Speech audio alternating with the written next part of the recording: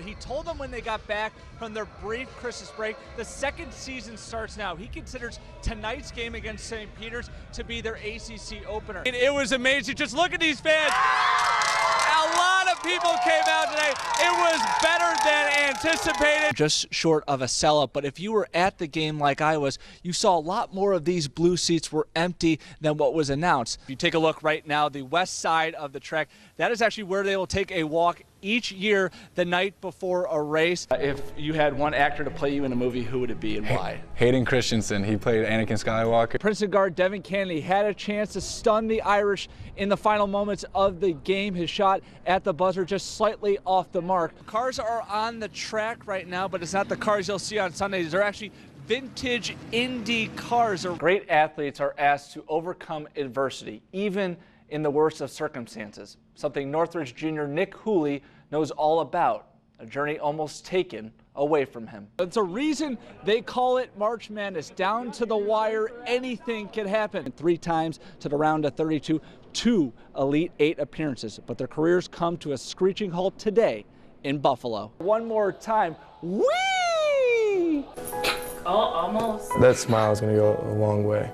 Rayanne Hastings is like any 4-year-old girl, full of laughter and energy, especially about her love for Notre Dame. The fight song is both of my girls' bedtime song that we would sing them to go to sleep, but we have to change it up a little bit so it's slower and more mellow and softer. But earlier this year, that laughter and energy turned to sadness and grief. In late August, Rayanne's father passed away. She knows her daddy's in heaven. He's her guardian angel now. And she knows that she won't see him again. A day after burying her dad, Rayanne turned to Notre Dame to lift her spirits. She began watching the Notre Dame-Texas game, and instantly, one player stood out. They flashed Deshaun's picture up on the TV, and she said, "Oh my gosh, he's like me. His skin is like me, his hair is like me." So she started watching him, and that was her player. The moment came full circle 3 weeks later. As Notre Dame prepared to play Duke, Rayanne and her mom stood in line at the player walk, and all Rayanne wanted was to see her favorite player. That's all she talked about. So we were like, oh, well, maybe she'll get to see him. We'll try to do the players walk.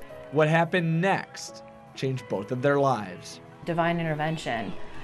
They stop, and he just turns to her. Rayanne was standing right on the wall right there and looked very similar to my little sister when she was younger. You know, curly hair, light skin, beautiful skin, and she was looking for me as much as I was looking for her, so it was awesome. So she was really excited, and she gives me this huge hug.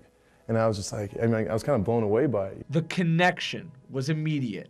He says that he likes her hair, and she says, well, I like yours, and I put coconut oil in my hair. He says, me too.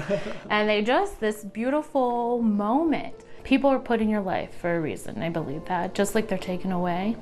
And Deshaun was put in her life, and to help her move on, to find joy again, to find something to concentrate on that is happiness.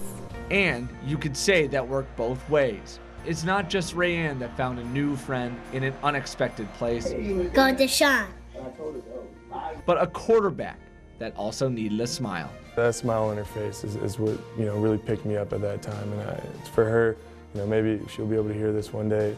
You know, that smile is going to go a long way. You know, she's a beautiful young girl. For her, this was someone that came into her life at a moment when she was looking for something. And to have him be so kind and to do what he did is amazing. I don't think I could ever repay him for bringing back that sparkle to my daughter's eyes. Yeah, really such a beautiful story. And I actually got a text today. Rayanne and her mom are in attendance today at the Notre Dame game. Rayanne is wearing her navy blue Deshaun Kaiser jersey. So Deshaun, your favorite fan, is here right now, and just such a beautiful story. Allison, let's send it back to you.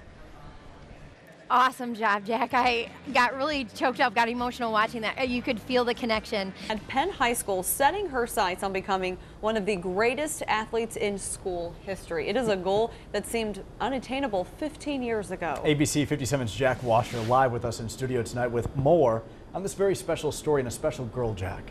Yeah, if you're ever near Penn High School during the school year, there's a strong chance you'll find Kelsey Carrico competing in a sport. She plays 3 of them. But what you don't know is a past that almost prevented her from having a future. Wherever Kelsey Carrico is, whatever she is doing, she holds nothing back. I go out with that fighting mentality, make sure I'm enjoying all the sports I'm doing, enjoying playing the game. Kelsey plays soccer, basketball, and runs track. I never would have guessed that she'd be doing what she's doing now, participating in 3 varsity sports as a freshman. I mean, it just blows my mind. Because 15 years ago, the Carrico family received difficult news. She just started getting a personality, you know, and it was just a really emotional time. At 9 months, Kelsey went in for a routine checkup, but the doctor sent her to the hospital for a CT scan after feeling a mass growing on her abdomen. Shocking news. I honestly felt like the world was ending. Doctors diagnosed Kelsey with neuroblastoma, one of the deadliest childhood cancers. It was absolutely devastating. I mean, you think cancer and you automatically think death, and you know, that was the first thing that came to my mind. I couldn't even imagine what was going to be next. What followed was 3 rounds of chemotherapy and 3 separate surgeries. Long days with Kelsey's parents, never leaving her side. A lot of times they would just want one parent at the bedside, and I would literally just sleep in her crib with her so that we could both stay in the room with her overnight. We have pictures of me just in the crib sleeping. I didn't care if I had to sleep in a crib or not, so in that way he would have the sofa or whatever they had there. But we never left her side, the 2 of us. We just stayed with her the whole time and whatever we could do. Doctors warned Kelsey's parents she could have developmental delays. After she had the surgery, it was within a day or 2. Again, they had said that she might not be able to walk for a while. They have a wagon at Riley's that you can pull the kids around. And she wanted to get out. And the first thing she did was stand up and started running. And it was pretty emotional, but we knew things were probably going to be okay at that point. Fast forward to the present, Kelsey goes about her normal life, cancer in the rearview mirror. And while she doesn't remember the experience at all, she still sees herself as one of the lucky ones. Yeah, I do, because I know there's like thousands of cases every year who have cancer, and I'm just that few who got to survive. That it's possible, you can win. I did, so that means anyone can do it. Impressing all who surround her every day. What she's doing, and she's doing it all, so she's wonderful, and I just love watching her grow, and she makes me so happy. She's everything I could ever want and more. And one of the coolest things about this story, from everyone I talked with, Kelsey, her parents, coaches, and teammates, you can never tell by just walking up to her that she once had cancer, something she appreciates every day as she continues to ascend to greater heights.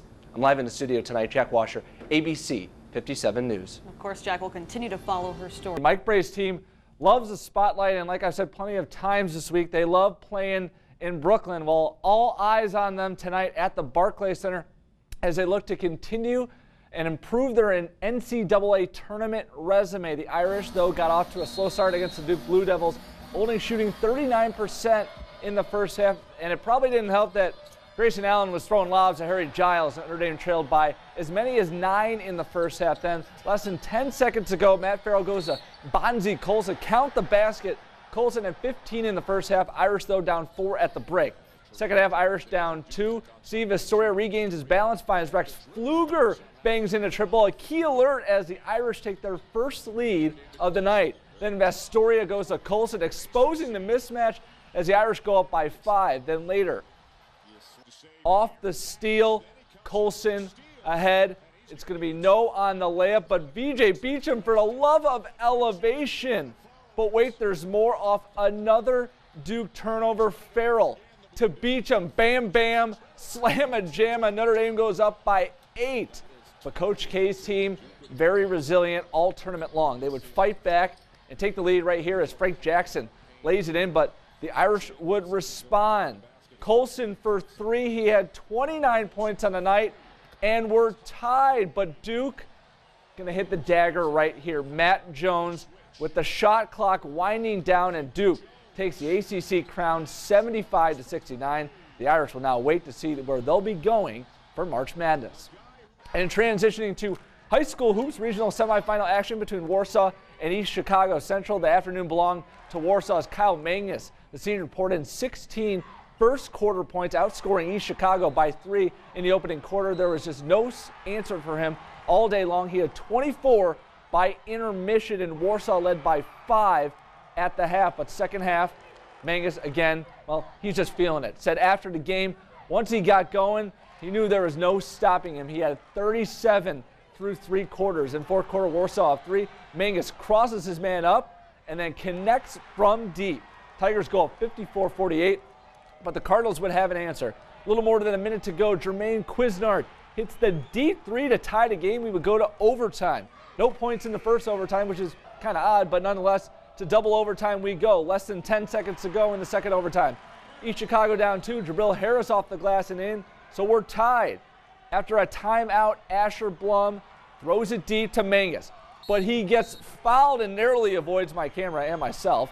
Mangus, though, would step up and hit 2 huge free throws. Warsaw goes up by 2. Last chance for the Cardinals. Lewis Williams with a shot for the win, but it's just off. Warsaw wins 61-59. And in the other semifinal, Adams taking on Maryville. They are duking it out for the right to play Warsaw. Now, after getting ahead early, Adams watched the Pirates storm back. Malik McMillan running the court and finishing at the rim. The Pirates go up by 5. Then Pirates on the break once again. Layup is no good, but Cameron Wilbon rises up and puts it back. Mill Cooper, though, trying to really will his team back. Senior Michael Green, terrific career for him, gets 2 here, but Adams outscored 27-11 in the second quarter. Second half, more of the same. One final push from Adams. Kyrie's Parker to Rico Swanson Jr. gets the basket plus the foul, but Maryville would run away with this one. Pirates all over Adams, 75-49. Cooper spoke afterwards about how much he appreciated his senior class as they played their final game in an Adams uniform. It's a killer loss just because we had 4 great seniors, and there are coaches all over the state of Indiana that are saying this right now.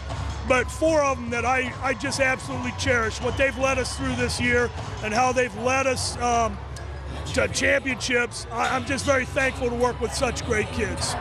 So Warsaw and Maryville battling out for the regional title tonight. That game just going final. Maryville ending Warsaw's run by a score of 50-46. And Bethel College fell to Bellevue tonight in the NAIA Division II Elite 8. A tough note for legendary head coach Mike Lightfoot to go out on.